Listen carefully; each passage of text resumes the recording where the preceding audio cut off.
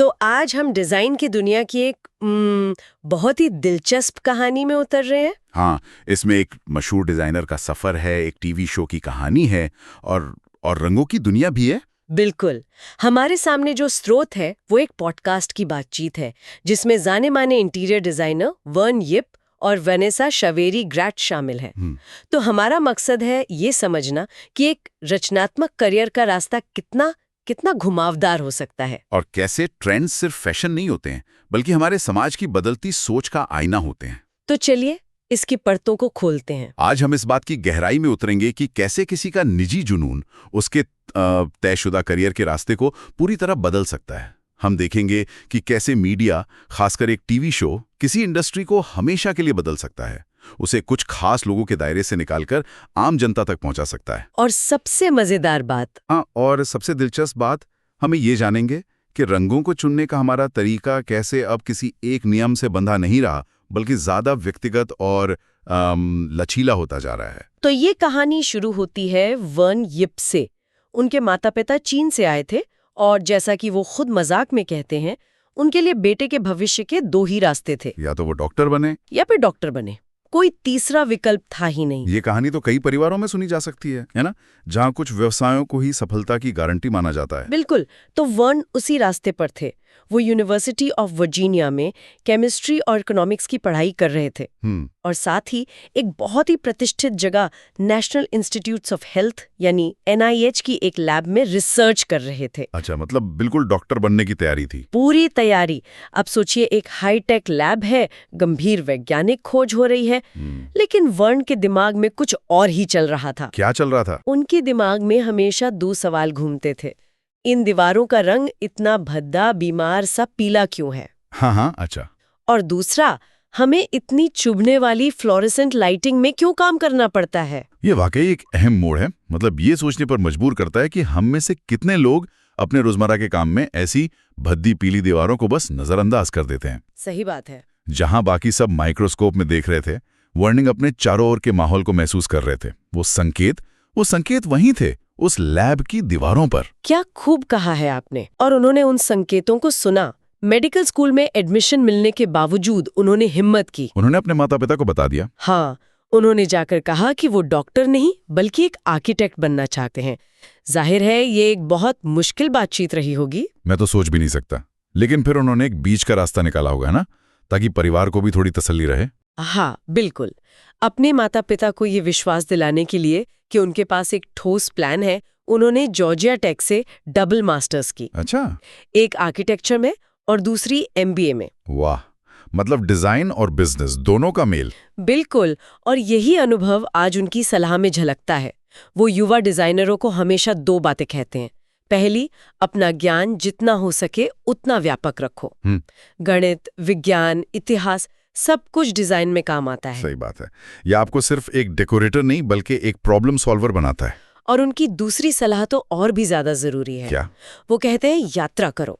ये तो बहुत जरूरी है। उनका मानना है कि आप गूगल पर दुनिया की सबसे खूबसूरत जगहों की तस्वीरें देख सकते हैं, लेकिन जब तक आप वहां जाकर उन रंगों को अपनी आंखों से नहीं देखते, उन टेक्सचर को महसूस नहीं करते, उस संस्कृति की हवा में सांस नहीं लेते, तब तक आप उसे सच में नहीं समझ सकते।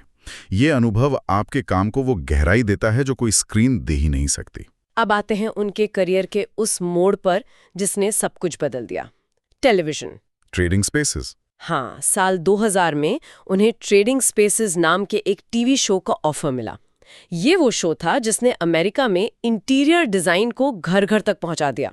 लेकिन यह एक मजेदार ट्विस्ट है। क्या? शुरुआत में वर्न ने इस शो को 3 बार मना कर दिया था। 3 बार? ये तो हैरान करने वाली बात है। आज के दौर में तो कोई भी डिजाइनर ऐसे मौके के लिए मतलब कुछ भी करेगा। सही कहा।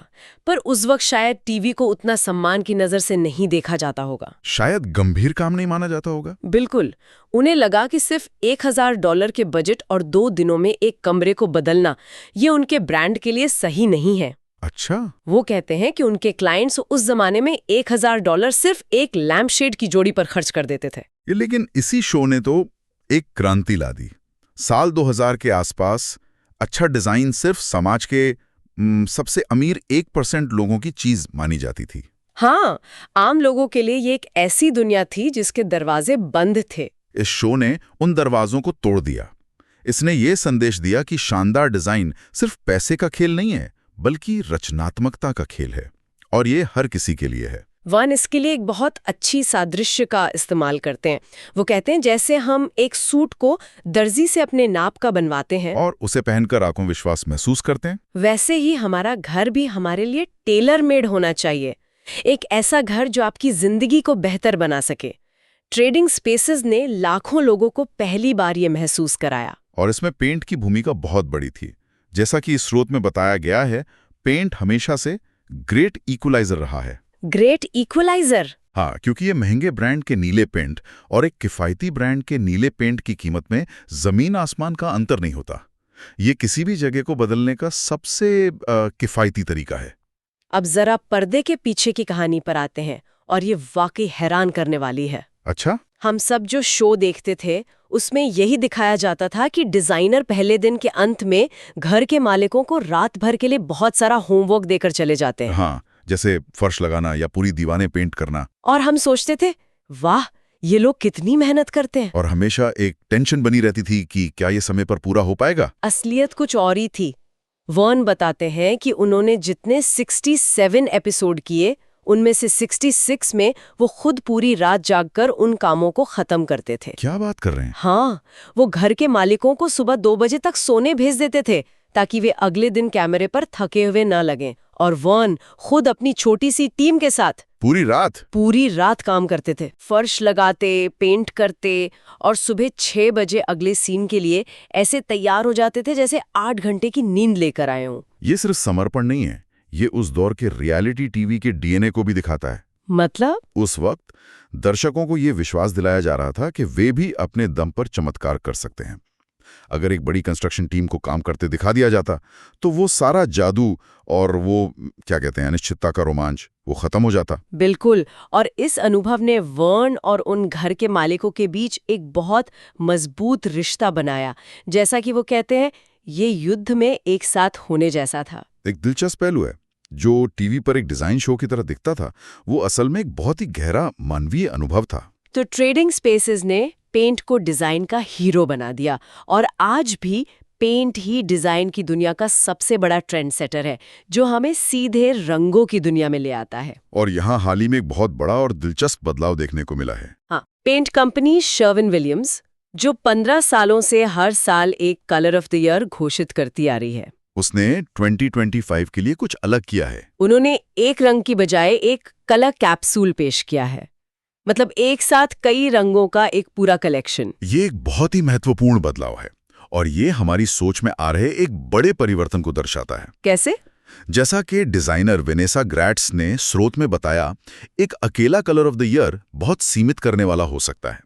सोचिए, अगर आपको वो खास रंग पसंद नहीं है तो आपके लिए वो ट्रेंड, वो पूरी बातचीत वहीं खत्म हो जाती है। सही बात है। ऐसा लगता है जैसे कोई आपको बता रहा हो कि इस साल आपको ये रंग पसंद करना है। बिल्कुल। एक पैलेट या कैप्सूल ज्यादा समावेशी है, ज्यादा स्वागत करने वाला है। ये डिजाइनरों और घर के मालिकों दोनों के लिए चिंता को कम करता है। ये उन्हें ये देखने की आजादी देता है कि वास्तव में उन्हें क्या पसंद है, न कि उन्हें क्या पसंद करना चाहिए। ये एक नियम बताने के बजाय एक टूल किट देने जैसा है। तो आइए इस 2025 कलर कैप्सूल के कुछ खास रंगों पर नजर डालते हैं, क्योंकि हर रंग अपने आप में एक कहानी कहता है। जरूर। पहला रंग है ग्राउंडेड, एक बहुत ही खूबसूरत गर्म भूरा रंग। वन इसे एक ऐसा आलिंगन जिसकी हम सबको जरूरत है। ये कोई संयोग नहीं है। पिछले कुछ सालों में, खासकर महामारी के बाद, हम सभी अपने घरों में सुकून और सुरक्षा की भावना तलाश रहे हैं। ये गर्म भूरा रंग जो मिट्टी और लकड़ी की याद दिलाता है, उसी भावना को दर्शाता है। अगला है रेन क्लाउड, एक गहरा टील यानी हरा नीला रंग। स्रोत में इसके लिए एक दिलचस्प शब्द इस्तेमाल हुआ है, मटमैला। मटमैला या गंदा रंग सुनने में शायद आकर्षक ना लगे, लेकिन डिजाइन की दुनिया में इसका मतलब है कि रंग में गहराई और जटिलता है। अच्छा। ऐसे रंग आंखों को चुभते नहीं हैं, समय के साथ पुराने नहीं लगते और लंबे समय तक प्रासंगिक बने रहते हैं। इस पैलेट में एक पीला रंग भी है जिसका नाम है बॉस्क पेयर। ये एक सुनहरा फल जैसा पीला रंग है।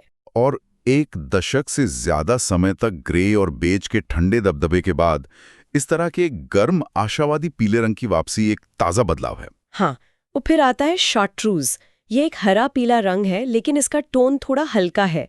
मतलब ये 80s के दशक का नियॉन शार्ट्रूज नहीं है। ये दिलचस्प है, क्योंकि शार्ट्रूज जैसे रंग अक्सर लोगों को डरा सकते हैं, लेकिन जब उन्हें सही तरीके से हल्का किया जाता है तो वो एक कमरे में जान डाल सकते हैं, बिना उस पर हावी हुए। मुश्किल रंग माना जाता है। हाँ, लेकिन वर्न इसे बैंगनी का एक न्यूट्रल संस्करण कहते हैं, जो इसे बहुत ताज़ा और इस्तेमाल करने में आसान बनाता है। और अगर हम एक कदम पीछे हटकर इस पूरे पैलेट को देखें तो एक शब्द सामने आता है, गर्मी। गर्मी। हाँ, वार्मथ। जैसा कि वॉन ने बताया, हर रंग में, चाहे वो नीला हो या भूरा, थोड़ी गर्मी का अंडरटोन है। ग्रे के एक दशक लंबे दौर के बाद अब हम निश्चित रूप से गर्म टोन की ओर बढ़ रहे हैं। अब रंगों के इस्तेमाल के कुछ नए ट्रेंड्स पर भी बात कर लेते हैं। कलर ड्रेंचिंग, यानी दीवारों, दरवाजों, यहाँ तक कि छत को एक ही रंग में रंग देना, अभी भी बहुत लोकप्रिय है। हाँ, ये एक बहुत ही सोची समझी तकनीक है। ये कमरे को बड़ा और ज्यादा एकजुट महसूस करा सकती है, क्योंकि आंखों के लिए कोई रुकावट नहीं होती। एक और दिलचस्प ट्रेंड जो वो देख रही हैं, वो है पेंट का इस्तेमाल वॉलपेपर की तरह करना। मतलब लोग पेंट और पेंटर टेप का उपयोग करके फर्श से छत तक बड़ी बड़ी बोल्ड धारियां या कलर ब्लॉकिंग पैटर्न बना रहे हैं। ये इस विचार को और पुख्ता करता है कि पेंट रचनात्मकता के लिए सबसे सुलभ माध्यमों में से एक है। बिल्कुल। और एक और अहम बात सामने आई, वो ये है कि हरा रंग अब एक न्यूट्रल रंग के रूप में देखा जा रहा है। हाँ, ये एक बहुत बड़ा बदलाव है।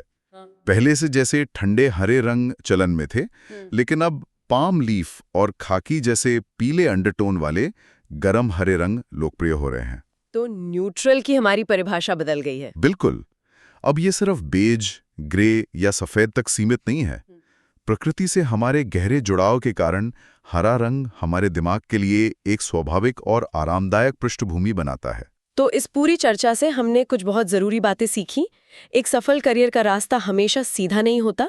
कभी कभी एक लैब में दीवारों के भद्दे पीले रंग पर सवाल उठाना आपको आपकी असली मंजिल तक ले जा सकता है। और मीडिया में किसी चीज को पेश करने का तरीका एक पूरे उद्योग को बदल सकता है, जैसा ट्रेडिंग स्पेसेस ने डिजाइन के साथ किया। और सबसे बड़ी बात, डिजाइन की दुनिया अब कठोर नियमों से हटकर ज्यादा व्यक्तिगत, ज्यादा लचीले और ज्यादा मानवीय विकल्पों की ओर बढ़ रही है। इस पूरी बातचीत से एक विचार मन में रह जाता है। हमने सुना कि एक घर को एक दर्जी द्वारा सिले गए सूट की तरह होना चाहिए, जो सिर्फ हमारे लिए बना हो।